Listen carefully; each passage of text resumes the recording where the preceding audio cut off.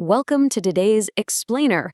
Today we're shining a spotlight on a truly fascinating little component that hardware makers and electronics technicians rely on every single day. I'm talking about the 2N5551 high-voltage transistor. Now, this tiny powerhouse might look totally unassuming, but it packs a serious punch when it comes to handling high-voltage scenarios where ordinary transistors they'd simply fail. Okay, let's dive into this. Here is a quick roadmap of what we're covering today. First, we'll meet the 2N5551 itself. Second, we'll look at the anatomy and basic pinout. Third, how it actually works. Fourth, the main applications.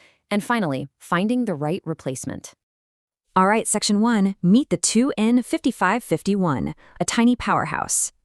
To truly appreciate what this component does, we really need to understand the core problem that hardware makers run into all the time. Imagine this. You're building a circuit, right?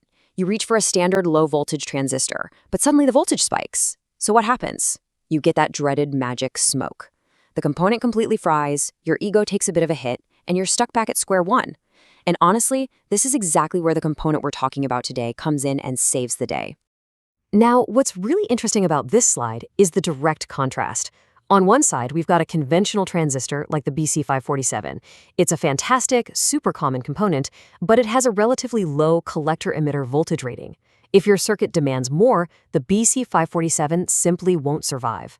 But on the other side, we have our 2N5551. According to the manufacturer datasheet, it boasts a massive 160-volt maximum collector-emitter voltage, or VCEO. That 160-volt rating, that is its ultimate superpower. It thrives exactly where standard transistors burn out. But let's look past that massive 160-volt rating for just a second. It's also got a maximum collector current of 600 milliamps and a power dissipation of roughly 625 milliwatts.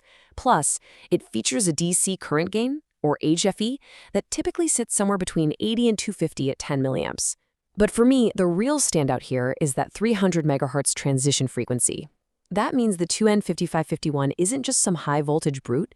It's totally capable of high-speed performance for high-frequency small-signal applications.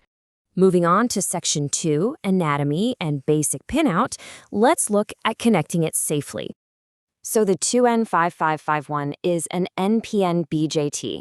As hardware enthusiasts, we all know the drill here, right? We're using a small base current to wrangle a much larger collector current. It's a beautifully familiar underlying principle, which means you can easily integrate this high-voltage capability right into your existing designs without missing a beat. Physically speaking, you're usually looking at a standard TO92 package. For the specific case, 135AR version, the pinout reads emitter, base, and then collector, going from left to right. But please, heed the warning here. Pinouts can and do change between different manufacturers and package variants. Always verify the specific datasheet for your exact part, because if you wire this thing backward, it won't just fail, it'll likely take the rest of your circuit down with it. Okay, Section 3, how it actually works. Let's break out the valve analogy.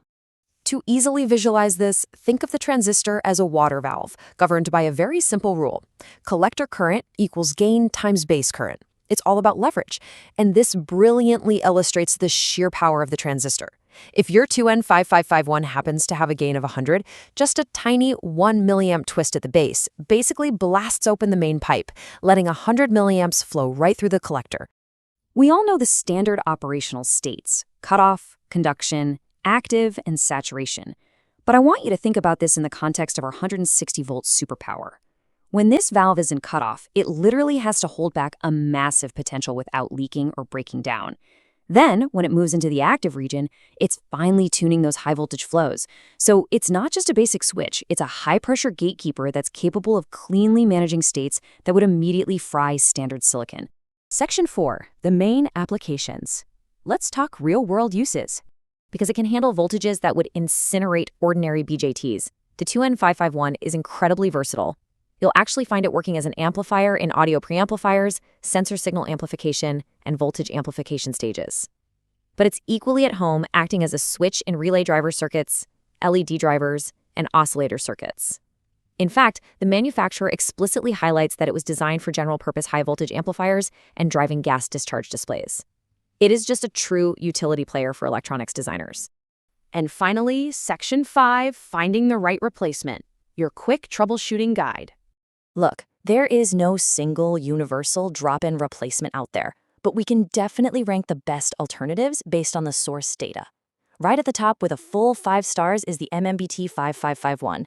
It's an excellent match because it shares those exact same 5551 high voltage NPN characteristics, although it does come in a surface mount or SMD package. The KSP 5551 is another 5-star, very close alternative. Now, dropping down to 3 stars, the MPSA 42 is a pretty popular high voltage alternative, but its current and gain characteristics differ a bit, so you'll want to check your specific circuit needs. And down at the bottom with just 2 stars are the BC546 and BC547. Hey, we mentioned these earlier. They only scored 2 stars here because they are strictly for low voltage applications. If your circuit relies on high voltage, there is no way these will work. Absolutely not suitable. Now, you might have noticed I skipped over the 4-star replacement, the 2N5550. Let's look at why. It is a closely related sibling component for sure, but notice the voltage difference. The 2N5550 peaks at 140 volts compared to our 160 volts. So the crucial point is this: the 2N5550 is a fantastic replacement, but only if you've strictly verified that your circuit safety margin can handle that 20-volt drop in capacity. Which brings us to a final vital safety check to conclude our explainer. Are you replacing transistors based only on their NPN designation? Because if you are, you're quite literally playing with fire. Just because a replacement is NPN doesn't automatically mean it'll survive high voltage. The 2N5551 is a remarkable, highly versatile tool, but unlocking its actual potential requires taking the time to read the datasheet. So the next time you've got a fried board sitting on your bench, will you just blindly match the label, or will you actually dig into the data? Thanks so much for joining me on this explainer, and happy troubleshooting out there.